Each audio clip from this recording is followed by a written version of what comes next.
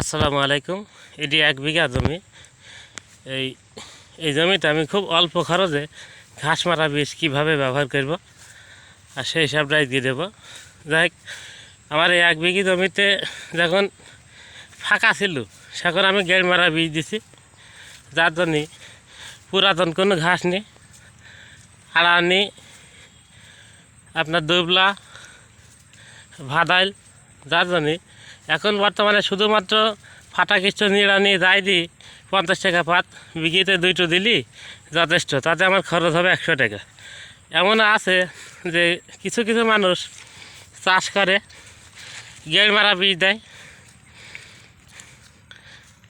ওই গ্লাইফোসেট, কিন্তু দেখা যাচ্ছে যে গ্লাইফোসেট দিছে হালকায় মরিছে, মরিনি ওই ধান লাগিয়ে দিছে, আবার নতুন করে ভিতরে 10 দিন 15 দিন 20 দিন পরে ধান আবার তাজা হচ্ছে, সেই সাথে ঘাসও তাজা হচ্ছে।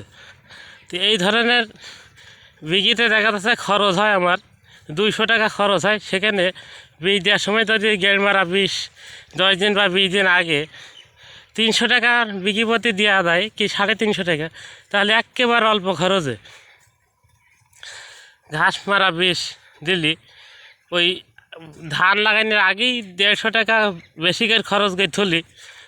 যখন আমার বীজ দেওয়া লাগে ধান লাগানোর আগে, সেখান দেখা 150 টাকা বেশি করে বীজ দিয়ে তুলি, এই সময়টায় ধান লাগিয়ে ফেললে এই খরচটা হয় না, তাতে ধানের বৃদ্ধিও ভালো থাকে। আর এই যে এখন বর্তমান যে বীজ উঠিয়েছে নগদ, মানিন, এইসব বীজ করা যাতে বীজ দেওয়ার মাত্র এই 15 দিনই ধানটা দাঁড়িয়ে দেয়, হালকায় দাঁড়িয়ে দেয়, তাতে সারটা বেশি লাগে।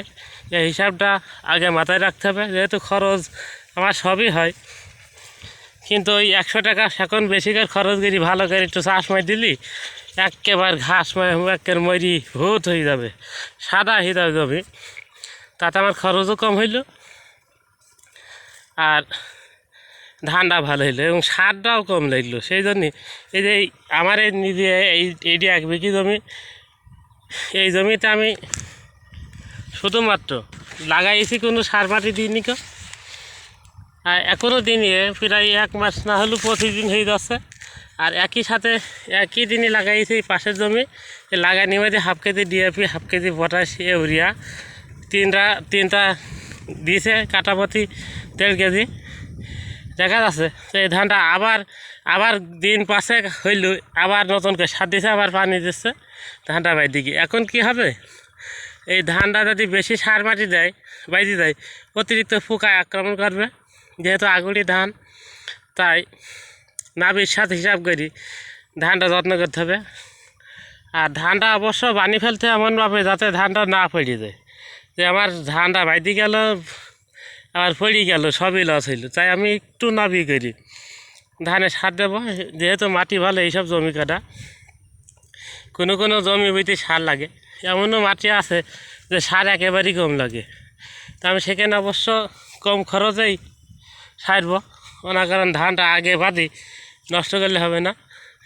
আর যেহেতু একেবারে যারা নাবি ধান, সেখানে কী করতে হবে, যত গোছ বেশি দিই, যত সার বেশি দেব, সে তো জোরে দ্রুত ধানটা বেরিয়ে যাবে, ধানের বয়স কম থাকে, মানে অল্প দিনই ধানটা তুলে আবার নতুন ক্ষেত করতে হয়। নাবিকের ধান, নাবি ধানে সারও বেশি লাগে, সেই সাথে আবার চারাও বেশি লাগে, তাই অবশ্য হিসাব নিকাশ মিলি কাজ করতে হবে।